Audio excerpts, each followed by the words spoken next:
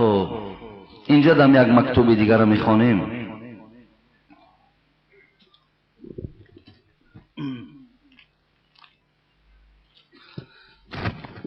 السلام علیکم اکای حاجی میرزا، من یکی از زنهای گناهگار التماس یک سوالی دارم، سوال اون رو پر را جواب دهید. من 3 ماه پیش شوهر کردم. اپم به خانم آمد، خوشتامنم در خانه نبودند. از اولاد شوهرم هم کسی نبود. با آنها مهمانداری کردم. اپم مرا از راه بیراه کرد. از بس که من حامله‌دار بودم، شوهرم مرا به نهایت دوست می داشت. چون گوهرک چشم من هم او را دوست می داشتم. شوهرم را مجبور کردم که من دیگر در این خانه زندگی نمی کنم. مثلا اپاش آمدن گفتن که خیلی همیتا پرینسیپ بمان که ما دیگر در این خانه زندگی نمی کنیم. مقصد این خسر و خوشتامن و این اولاد اجداد و اینهایی که در این خانه هستند، من که قوت خدمت اینها را ندارم، من خانه جدا میخواهم. همین گفتن در پیش شوهر بگذار. شوهرش که آدم خوب بوده است. مثلا اینا از فرصت استفاده بردن، از سادگی همین جوان استفاده بردن و چیکار کردن؟ همین پرینسیپ در گردن همین جوان ماندن. خب و این زنم هم تا گفتن من با تو دیگر زندگی نمی کنم، در کجای نباشد اجاره می نشینم، لیکن در خانه پدرت نمیستم. این دلالتی بود که از طرف اپای این زن به این زن بود.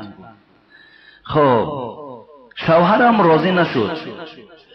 خوش به حالش، جوانی بغیرت بوده است، جوانی ساده نبوده است، جوانی که گویم که 1 دقیقه در پیش پدر و مادر از 100 زن بالا میدونسته است.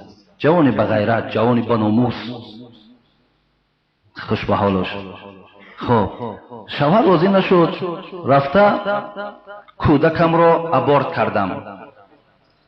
شوهرم گفت چرا از من ناپرسیده این کار رو میکنی؟ خب ناچار شد و گفتا چرا از نعمت خدا ناشکری کردی؟ فرزند را غلطانیدی. من او را گفتم اگر اجاره نگیری مرا طلاق بده. مثلا این گپ همین است، فقط یگان خانه در اجاره می نشیم. خب مرا زاره میکرد. نگوی این خیل گناهگار میشوی.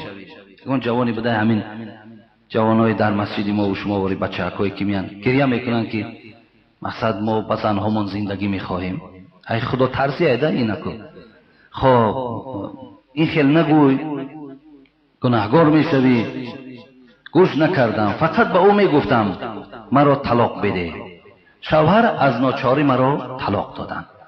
از بین هفته نگذشت آنچنان پشیمان شدم که دیگر حد و کنار ندارد. اکای حاجی میرزا اگر علاجش باشد برای من یگان روایت بیاو. سر خواهشی خوب. راستی بار این مکتوبه های هستن که وقتی میخواند انسان این حیات همگانی ما و شما هست. این در اکثری خاندانهای ما و شما این مسئله گویم همین خیل عملها رخ میدهند. لیکن بدیلم در خانه گفتم خواهر عزیز مصلحت از اپد رفته بگیر. دیگر از ما میتونی مصلحت نگیری، پیش اپد میروی. همون اپایی که تو را بیراه کرده، همون اپایی که تو را در همین راه دلالت کرد، اکن نزد خانش برو. من به نام پروردگار این گویم که قسمی در پیش پروردگار کفارت دارد. خواهر عزیز این قدر گفتنی هم که اگر همین اپد تو را اگر از چند روز زیاد در خانش راه داد، من نام عوض میکنم به نام خدا. اگر تو رو بگو که این من دلالت تو را اجرا کردم، این کار تا جای اومد که این مرد مرا طلاق داد، من دیگر جای ندارم. اکو در خانه تو میستم، کنی بین اپت با تو چی معامل میکنه. خواهر عزیز، دیگر کسی تو را نمی بردارد، دیگر کسی دیگر غم تو را نمی خورد بجز انا همین شوهری که او را مجبور کردی تو از او طلاق گرفتی. بسیار جای، خیلی جای تأسف است، خیلی جای تأسف است. هیچ وقت دادرای عزیز، مادرای عزیز، پدرای عزیز مجبور نسازین که برای شما دخترهای عزیز روین و پرینسیپ مانین و خانه های جدا کنن. هیچ وقت با پرینسیپ زندگی نکن. پرینسیپ قطعی زندگی کردن ناممکن است. برعکس شما نصیحتتون این باشد، دختری عزیز، خواهری عزیز، از همین روز اعتبارا تو در من دیگر در کار نیستی.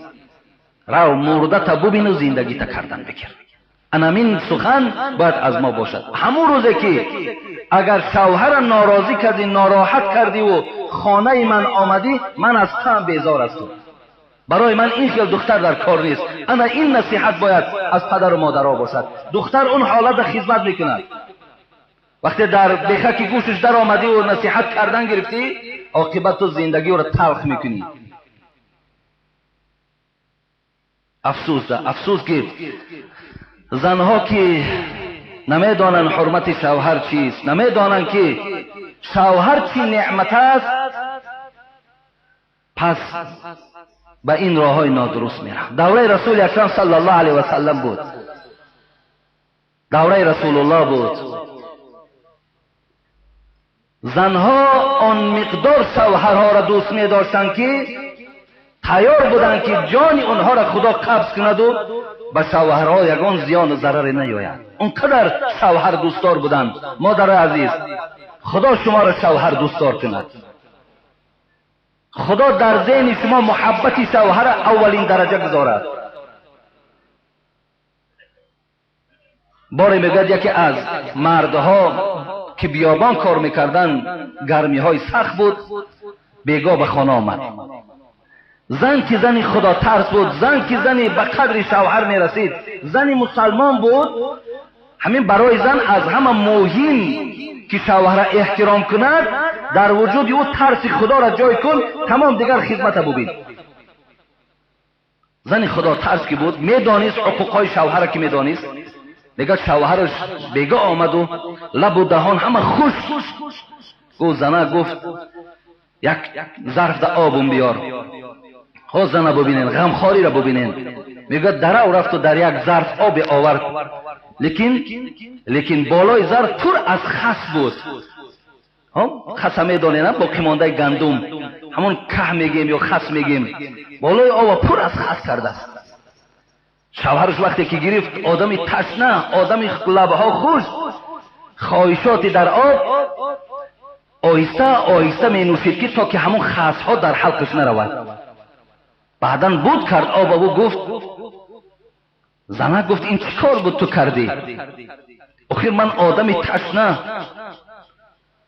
آخر این قدر حلق من قاق، این عمل تو کردی، من بسیار آهسته عاقبت تشنگیم شکست، لیکن دیرتر. مرده گفت من از پیغمبر خدا شنیدم که اگر وقتی انسان بسیار تشنگی سخت او را غلبه کند، یک باره اگر آب نوشد، جگری او علتی می شود. من به این خاطر این خسها را گذاشتم که تو آهسته نوشی و در جگری تو یگان درد و غم پیدا نشود. خواهش ببینین، مراد ببینین، گمان ببینین که در وجود تو یکی جگری تو دردمند نشود، وجود تو در درد نماند. بله البته خسها که در بالای آب، این عقل ببینین، این فراست ببینین. حضرت شیخ سعدی می گفت هر کی را خانه آباد و همخوابه دوست، اگر برای کسی که خداوند این گونه زنی با توفیق دهد، این گونه زنی خوب نصیب گرداند، هر کی را خانه آباد و همخوابه دوست، خدا را به رحمت نظر سوی اوست. اگر کسی که این گونه زنی خدا ترسان، این گونه زنی غمخوار شوهر دارد، پروردگار نظر رحمتش بر بالای اون جوان و بر اهل این خاندان است. امام احمد حنبل خواهر عزیز، من برای تو این حجت ها را میارم. امام احمد حنبل صاحب مذهب بودند، زنی بسیار بسیار خدا ترس داشتند. خدای مهربان دعا میکنیم که جمله زنهای خدا ترس از زیاد کند تا که این مردم ما سرسان و سرگردان نشوند. امام احمد حنبل میگوید، زنی و حکایه میکند که وقتی که خانه می آمد امام احمد حنبل که از تار سر تا گویم که کف پا از خدا می ترسید، وقتی می آمد میگد که من در چهره وی شادی را می دیدم، به سوی خدا شکر می کردم که شوهر من شاد است. ببینید وقتی که خانه می در آمد، مقصد به چشماش نگاه می کردم، به چهرهش نگاه می کردم، از چهره او می فهمیدم که همین حالت شوهر من چگونه است، طبعش خیره است یا طبعش خیره نیست. وقتی که طبع او خیره نمیشد، به سوی خدا میگفتم هزارها شکر که شوهر من امروز طبعش خیره نیست. وقتی که اگر در چهره او غم میدیدم، پس میپرسیدم ای احمد، غمی در چهره برای چیست؟ اگر میگفت که کار دنیا ماندم کرد، کفاکه میگفتم. ببینید اگر میگفت که کار دنیا مرا مانده کرده است، من برای او میگفتم کفاکه، یعنی ای احمد همین قدرش بس است برای دنیا، دیگر محنت نکن، دیگر زحمت نکش. من راضی هستم که گرسنه مانم، لیکن از او یکی یک لقمه حرام میخورم، من راضی هستم.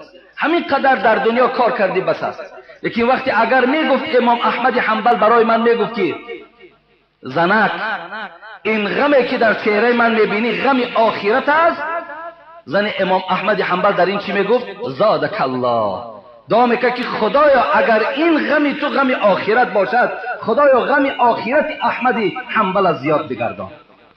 ببینید غم از آخرت باشد، دعا میکرد زنش خدا غم شبا زیاد کن، مثلا همون غمخواری به آخرت زیاد کن، زیرا که صاحب 4 کتاب میگفت غم دین خور که غم دین است، همه غمها فروتر از دین است. غم دنیا مخور که بیهوده است، هیچ کس در جهان آسوده است. بله مثال شما حضرت دعا میکردن که خدا اگر غمت غم آخرت باشد، خدا زیادش کردانه. مقصد در غم آخرت شوهر دعا میکرد، اگر از حساب دنیا مانده میشد میگو که شوهر بس است، کفاک بس است، دیگر پی دنیا را نگرد، پی دنیا را نگرد. زیرا که در قصه ها میارد که یک مرد بسیار آدمی با دولت بود و یک چشمش کور بود. میگن آدمی با دولت بوده است، با ثروت بوده است، یک چشمی کور داشته است. قریب چند سال با زن خود زندگی داشتند. به ناگاه یک روز این مرد اون ثروت و دولتی که داشت آهسته آهسته از دستش رفت و آدم نادار شدند. بعدن وقتی که به خانه آمدن دست خالی، هر روز با دست پر می آمدن. اکو زن ببینید دنیا پرستی مثل خواهر ما که فقط خانه جدا می خواهد. بعدن میگه زن نگاه کرد که دست شوهر که خالی است، در او به چهره مردک نگاه کرد و گفت مردک این چشمی تو کور بود است کو؟ مردک میگوید گشت و گفت، زنه گفت بله یک چشمی من کور است، وقتی نکاح کردیم موقعی چشم کور بود کو؟ گو راستی بار من این طی چند سالی که با تو زندگی داشتم، دستات که پر می آمد من به دستت نگاه میکردم، به چشم تو نگاه نمیکردم. امروز که دست تو خالی شده است من نظر کردم که تو کور بودی. مردک میگه گشت و گفتن که بله خدا یک چشمی مرا نه 2 چشمی مرا کور کرد که مثل تو بر این زن دنیا پرست و زنی از خدا به خبر برای خود انتخاب کردم. بله خواهر عزیز، حبیب خدا میگه خیر النساء من نظرت الیها سرتک. خواهر عزیز بهترین زن، پیغمبر خدا میگه همون زنی هست که شوهر در جمال او دیدن برابر تمام خستگیش دور شود. خواهر عزیزان او به جانب یک برادرت است، همسینفت است، یک آدم کوچک، آخی دهنت اگر 20 سانتی متر در کار باشه که آدم میکنی میخندی، او تو خنده را تبسم همه شبسوی شوهرت کن. آخه حق تبسم دیدن و مهربانی و شیرینی چشم تو را چشیدن حق شوهر است. حبیب خدا میگوید بهترین زن انا همون زنی است که مردک وقتی که در خانه در آمد زن چنان نظر کند، چنان مهربانانه توجه داشته باشد که مرد تمام خستگیش دور شود. و اذا امرها اطاعته. دویم چیزی که زن بهترین زنها میگرداند این بود است که وقتی شوهر امرش کرد اطاعت شوهر کند، اطاعت اپش نکند، اطاعت آچش نکند، اطاعت دیگر قدردانهاش نکند، اطاعت شوهر کند. از خط کشیدگی شوهر بیرون شود. حبیب خدا میگوید بهترین زن همون زنی که مرد در چهره تماشا کردن در تمام خستگیش دور شود. دیگر این که امرش کند اجرا کند. و اذا غاب عنها حفظه. وقتی که اگر غایب باشد نباشد در حق نفس خودش و مال شوهر چی باشد محافظ باشد. این از خواهر عزیز بهترین زن. و این خاطر ما اکو یگان روایت نمیدانیم، ما برای طلاق مثال حل کردنش برای یگان کسازی چیز فتوا دادگی نیستیم. فقط شوهرتون صحبت کنین، اگر رازگی دهد برای زندگیتون میرین مرکز اسلامی، اونجا برای شما چی دلیل و چه حجتی که دهد. فقط من نصیحتم برای این بود که خواهر عزیز هیچ وقت دلالت کسی را برای خود اختیار نکن مگر چیزی که شوهر برای تو میگوید.